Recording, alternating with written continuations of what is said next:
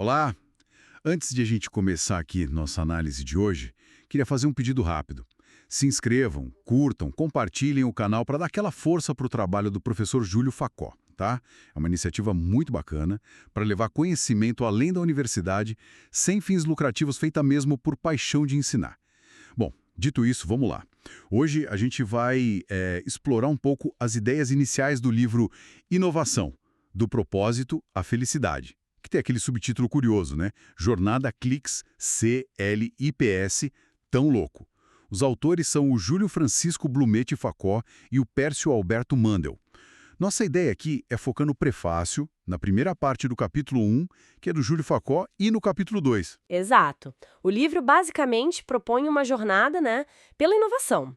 Mas não só como negócio, e sim como um caminho para prosperidade, para sustentabilidade e olha que interessante, para felicidade. E para quem se interessar mais, quiser mergulhar nisso, o livro está disponível na internet.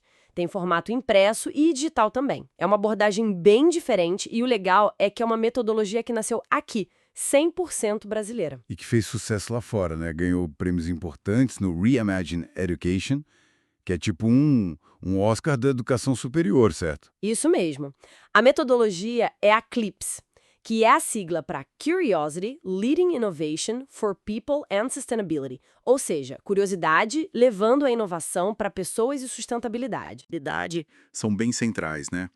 Vamos ver como essa história toda começou. O prefácio já joga a gente lá para Londres, 2019.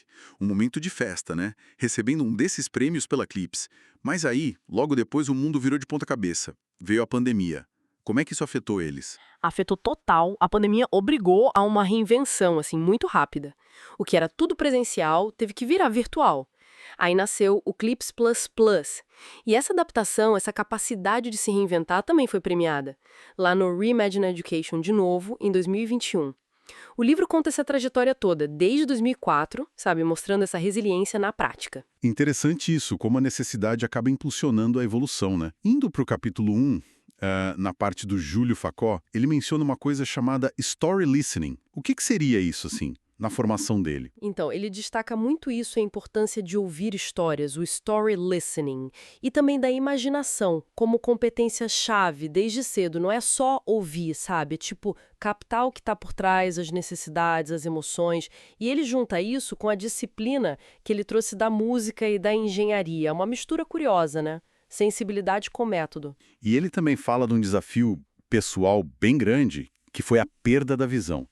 Como isso entra na história da inovação para ele? Ah, esse ponto é fundamental. A perda da visão meio que redirecionou a carreira dele para a academia, para a FGV, a Fundação Getúlio Vargas.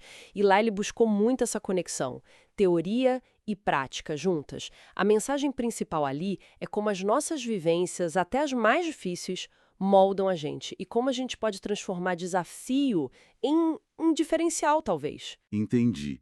A segunda parte do capítulo, do Pércio Mandel, traz a visão dele, que veio da química, do mundo corporativo, mas essa a gente passa mais rápido, né?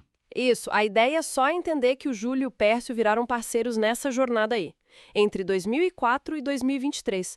As trajetórias deles eram bem diferentes, né? Uma mais acadêmica, humana, a outra mais corporativa, de planejamento, mas elas se complementaram. Faz sentido. E aí no capítulo 2, tomando gosto pela inovação, eles já entram nas experiências práticas, lá no Fórum de Inovação da FGV. Gostei daquela postura inicial deles. Eu não sei, por isso estou aprendendo. Essa postura de aprendiz é chave, né?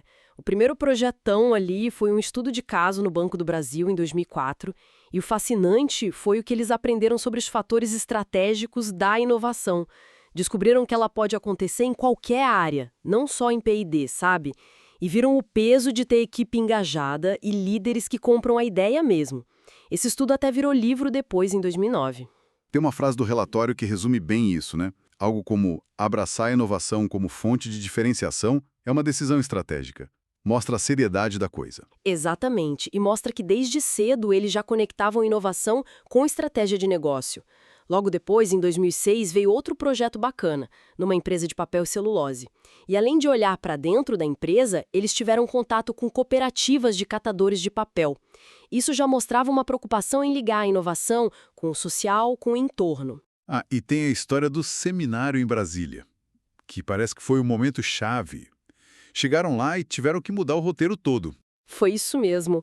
Imagina a cena. O público era de líderes estaduais e eles queriam menos teoria e mais coisa prática para a pequena empresa. Essa demanda na hora forçou eles a criar ali mesmo uma ferramenta para traduzir os conceitos para aquela realidade. E a adaptação deu tão certo que uma participante se ofereceu na hora para coordenar a implementação daquilo nacionalmente. Nossa, que demais. Isso mostra muito o poder de ouvir e responder na hora, né? Sem dúvida. Acho que ali reforçou muito a crença deles de que conhecimento só transforma de verdade quando é aplicado, adaptado para o contexto real. O capítulo termina justamente com essa ideia: aprender, desaprender, reaprender. Um ciclo constante para quem mexe com inovação. Então, essa primeira passada pelo livro já dá uma ideia bem clara, né? A inovação que eles propõem vem muito das trajetórias pessoais, da superação de desafios, do aprendizado na prática, constante, e principalmente de um propósito maior, que conecta tudo isso com bem-estar, com sustentabilidade. Perfeito. É uma visão que humaniza a inovação, sabe? Tira o foco só da tecnologia ou do lucro, coloca as pessoas e o planeta no centro. E só reforçando, quem quiser mergulhar mais nessa jornada, o livro Inovação, do propósito à felicidade, tá aí online fácil de achar. Fica então a reflexão, né?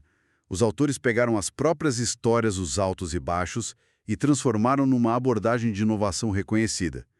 Que experiências ou desafios que a gente vive no trabalho ou na vida poderiam ser a semente para uma inovação inesperada, mas com significado? Fica aí a provocação.